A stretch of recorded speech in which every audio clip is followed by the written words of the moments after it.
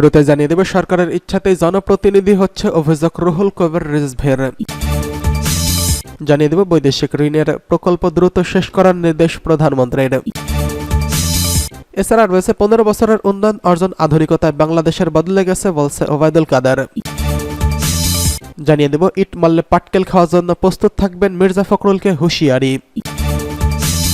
সর্বশেষ জানিয়ে দেব দেশ দুঃসময় অতিক্রম করছে অভিযোগ নজরুল ইসলাম খানের। সরকারের ইচ্ছাতেই জনপ্রতিনিধি হচ্ছে অভিযোগ রুহুল কবির রিজভীর। উপজেলা নির্বাচন সম্পূর্ণ ভুয়া ও জালিয়াতি উল্লেখ করে বিএনপি সিনিয়র যুগ্ম মহাসচিব অ্যাডভোকেট রুহুল কবির রিজভী বলেছেন, এই নির্বাচনে জনগণের কোনো ভূমিকা নেই। এই নির্বাচন জনগণের সঙ্গে প্রতারণা করার নির্বাচন। এখন প্রধানমন্ত্রীর ইচ্ছামতো উপজেলা পরিষদ নির্বাচনে নির্বাচিত হচ্ছেন।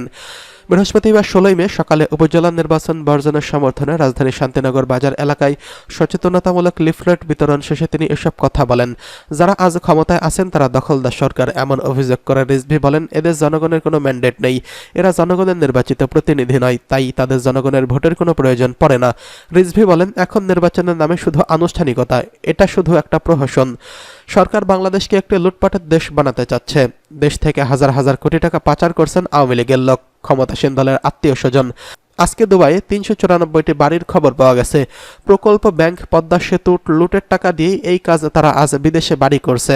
বাংলাদেশ ব্যাংকের ভিতরে কি হচ্ছে জানতে দেওয়া হচ্ছে না, এমন অভিযোগ তুলে রিজভী বলেন, ব্যাংকে ঢুকতে সাংবাদিকদের উপর বিধিনিষেধ আরোপ করা হয়েছে। সাংবাদিকরা ঢুকে যাতে কোনো তথ্য বের করতে না পারে সেই ব্যবস্থা গ্রহণ করেছে ব্যাংক। এ সময় উপস্থিত ছিলেন বিএনপির অর্থনৈতিক বিষয়ক সহ সম্পাদক মাহমুদুর রহমান সুমন, সদস্য আমিনুল ইসলাম, মৎস্যজীবী দলের যুগ্ম সাধারণ সম্পাদক আব্দুর রহিম, স্বেচ্ছাসেবক দলের কেন্দ্রীয় সহসভাপতি ডক্টর জাহিদুল কবির জাহিদ প্রমুখ। এদিকে বৈদেশিক ঋণের প্রকল্প দ্রুত শেষ করার নির্দেশ প্রধানমন্ত্রীর। বৈদেশিক ঋণের প্রকল্প দ্রুত শেষ করার নির্দেশ দিয়েছেন প্রধানমন্ত্রী শেখ হাসিনা। বৃহস্পতিবার 16 মে রাজধানীর শেরেবাংলা নগরে জাতীয় অর্থনৈতিক পরিষদ সভায় এই নির্দেশনা দেয় প্রধানমন্ত্রী। বৈঠক শেষে ব্রিফিং করেন পরিকল্পনা মন্ত্রী আব্দুস সালাম। প্রধানমন্ত্রীর নির্দেশনা তুলে নিয়ে পরিকল্পনা মন্ত্রী আব্দুস সালাম জানান, যেসব সরকারি কর্মকর্তা নানা সময় বিদেশে প্রশিক্ষণে যান, সেখান থেকে ফেরার পর তাদের প্রশিক্ষণের ধরন অনুযায়ী প্রকল্পে নিয়োগ দিতে বলেছেন। এছাড়া যাদের প্রকল্প পরিচালক হিসেবে নিয়োগ দেওয়া হবে তাদের আলাদাভাবে প্রশিক্ষণ দিতে বলেছেন প্রধানমন্ত্রী। তিনি বলেন, প্রধানমন্ত্রীর নির্দেশনায় বলেছেন বৈদেশিক ঋণের প্রকল্প দ্রুত শেষ করতে হবে। বৈদেশিক ঋণের প্রকল্পে 3 মাস অন্তর অন্তর পর্যালোচনা করার কথা বলছেন। এছাড়া উন্নয়ন প্রকল্পে মানসম্পন্ন প্রতিষ্ঠান দিয়ে সমীক্ষা করার নির্দেশনা দিয়েছে প্রধানমন্ত্রী। পরিকল্পনা মন্ত্রী আরও জানান, আগামীতে উপজেলা ভিত্তিক প্রকল্প থেকে সরে এসে জেলা ভিত্তিক প্রকল্প প্রণয়নে গুরুত্ব দেওয়ার বিষয়ে এনআইসি সভায় আলোচনা করা হয়েছে। কারণ উপজেলা পর্যায়ে প্রকল্প নিলে সেগুলো সমন্বয় থাকে না, এর ফলে উপজেলাগুলোতে সম উন্নয়ন হয় না। এজন্য এখন থেকে জেলা ভিত্তিক উন্নয়ন প্রকল্প গ্রহণ করা হবে। বিশেষ করে গ্রামীণ অবকাঠামো, স্বাস্থ্য খাতের উন্নয়নকে গুরুত্ব দিতে বলেছেন প্রধানমন্ত্রী। এ সময় পরিকল্পনা বিভাগের সচিব বলেন, চলতি বছরের অর্থ বছরে 30 জুনের মধ্যে 356টি প্রকল্প শেষ হবে, যা এ যাবৎকালে সর্বোচ্চ প্রকল্প এক অর্থ বছরে শেষ হচ্ছে।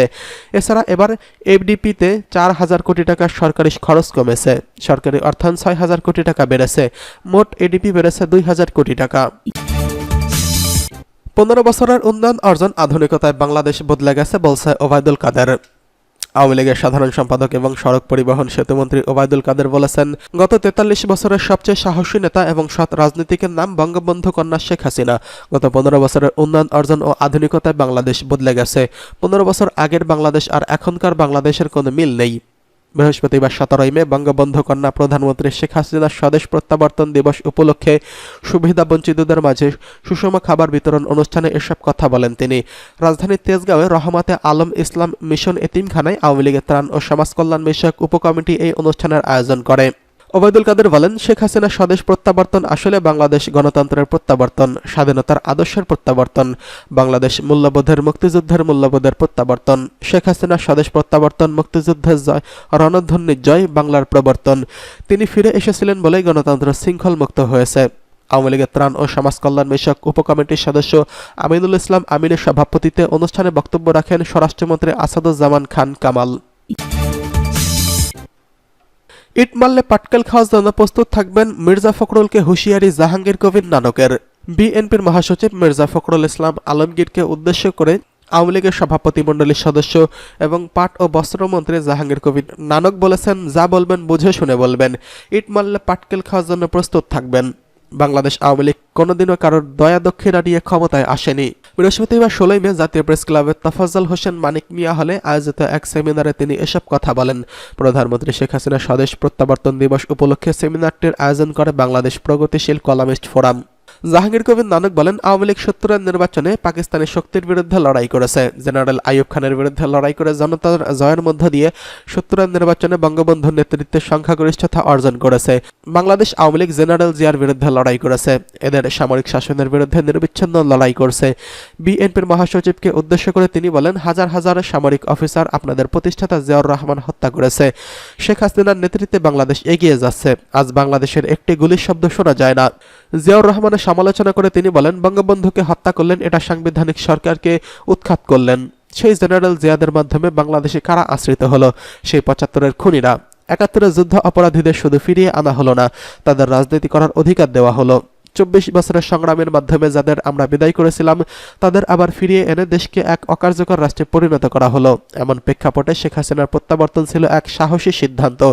শেখ হাসিনার স্বদেশ প্রত্যাবর্তন প্রসঙ্গে জাহাঙ্গীর কবির নানক বলেন, শেখ হাসিনা আওয়ামী লীগের সভানেত্রী নির্বাচিত হওয়ার পর থেকেই তিনি দেশে ফিরে আসার বিষয়ে ব্যাকুল ছিলেন।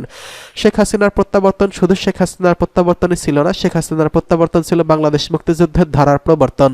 বাংলাদেশ প্রগতিশীল কলামিস্ট ফোরামের সভাপতি ও জগন্নাথ বিশ্ববিদ্যালয়ের সাবেক উপাচার্য অধ্যাপক ডক্টর মিজানুর রহমানের সভাপতিত্বে এ সময় আরও ছিলেন বরিশাল বিশ্ববিদ্যালয়ের উপাচার্য অধ্যাপক ডক্টর মোহাম্মদ বদরুজ্জামান ভূঁইয়া, বাংলাদেশ প্রগতিশীল কলামিস্ট ফোরামের সহসভাপতি অধ্যাপক ডক্টর রশিদ আকসারি প্রমুখ। দেশ একটা দুঃসময় অতিক্রম করছে বলছে নজরুল ইসলাম। সরকারের দূষিত কর্মকাণ্ডের কারণেই দেশ গভীর দুঃসময় অতিক্রম করছে বলে মন্তব্য করেছেন বিএনপির স্থায়ী কমিটির সদস্য নজরুল ইসলাম খান।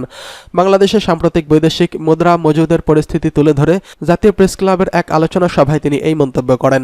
বাংলাদেশের লেবার পার্টির প্রতিষ্ঠাতা মাওলানা আব্দুল মতিনের 28তম মৃত্যুবার্ষিকী উপলক্ষে গণতন্ত্র ও ভোটাধিকার প্রতিষ্ঠায় জাতীয় ঐক্য শীর্ষক এই আলোচনা সভা করা হয়। নজরুল ইসলাম বলেন, দেশ একটা গভীর দুঃসময় অতিক্রম করছে, কোনো দিক থেকে কোনো ইন্ডিকেটর নেই, আমরা তো কোনো আশার দিকই দেখছি না। এই ঢাকা মহানগর বিশ্বের অন্যতম দূষিত শহর। এই দূষিত বায়ু, এখানে যা কিছু হচ্ছে সবই প্রায় দূষিত কাজ হচ্ছে। এখানে ব্যাংক লুট হয় আওয়ামী লীগের। অর্থমন্ত্রীকে আমরা বলতে শুনেছি, কোনো একটা ব্যাংকে চুরি করে নিয়ে বলেছেন যে এটা তো সাগর চুরি নয়, মহাসাগর চুরি, কিন্তু এর কোনো বিচার হয়নি। এবং তার ফল আমরা দেখলাম যে বাংলাদেশের চুরি চামারি করে কিছু লোক শুধু দেশে নয় বিদেশে পর্যন্ত অনেক অনেক বড় বড় সম্পদশালী ব্যক্তি হয়ে গেছেন। নজরুল ইসলাম খান বলেন, আমাদের রিজার্ভ কমেছে, তবে এটা বাড়ার কোনো লক্ষণ কেউই দেখছে না। ঋণ বাড়ানোর প্রচেষ্টা করা হচ্ছে। এখন বাংলাদেশ ব্যাংকের রেফারেন্স দিয়ে বলা হচ্ছে যে তারা আশা করছে IMF এর পরের কিস্তিটা পেলে রিজার্ভ কিছুটা বাড়বে। তার মানে ঋণ করে রিজার্ভ বাড়ানো হচ্ছে। এটা কতটা রিজার্ভ ভাবা দরকার।